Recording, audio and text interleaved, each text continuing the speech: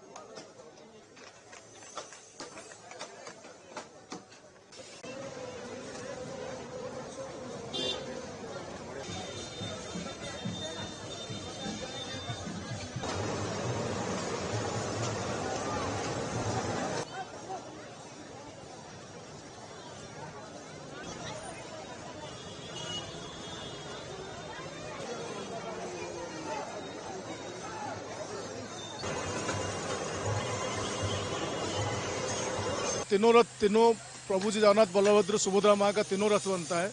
जगन्नाथ जी का नंदीघोष 16 पहिया विशिष्ट रथ है।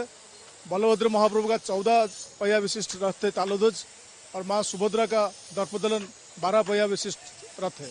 तो ये तीनों रथ तीनों देवताओं के लिए हम प्रस्तुत करते हैं। तो हर साल ये नया बनता है, लकड़ी कहाँ से आता है? हर साल जगन्नाथ जी का जो जमीन है, जो जंगल है जगन्नाथ जी का, दसमल्ला नयागढ़, वो उधर से लकड़ी हर साल नया लकड़ी आकर नया रथ बनता है, हर साल नया रथ बनता है।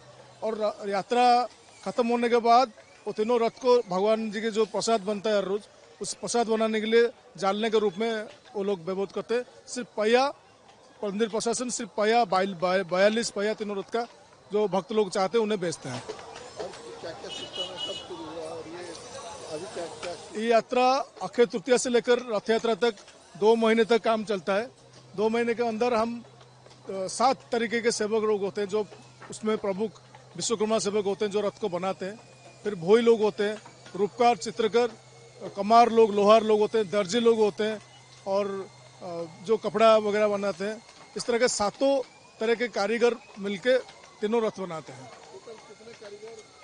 कम से कम 200 कारीगर, तीनों 7 तरह के कारीगर लगते हैं, जो कम से कम 200 कारीगर तीनों रथ में नियोजित होते हैं काम करने के लिए। ऊंचाई कितना रहता है और बनाने का तरीका क्या है? बनाने का तरीका सब सिर्फ हाथ से ही बनाते हैं।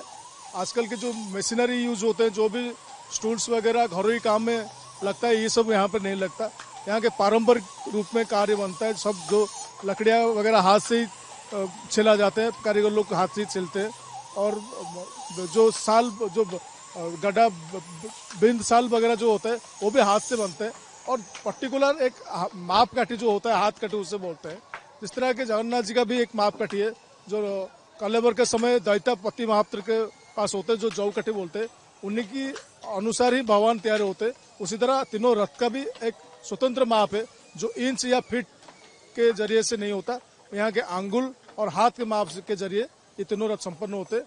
उसी तरह का रथ का हर एक जो हिस्सा होता है, वो हिस्से का अलग अलग माप होता है, जो पहले से तय होता है। यही माप से ही काम होगा, और माप होने के बाद ही रथ के ऊपर लगता है। ऐसा नहीं कि रथ के ऊपर से माप लिया जाता है और इधर से आकर काम करके, ऐसा नहीं होता। हर एक माप, पहिए से लेकर ऊपर तक, कलश तक, सबका माप अलग, निर्दिष्ट माप फिक्स होता है। तो उसी माप के जरिए हर साल हम वही काम करते हैं।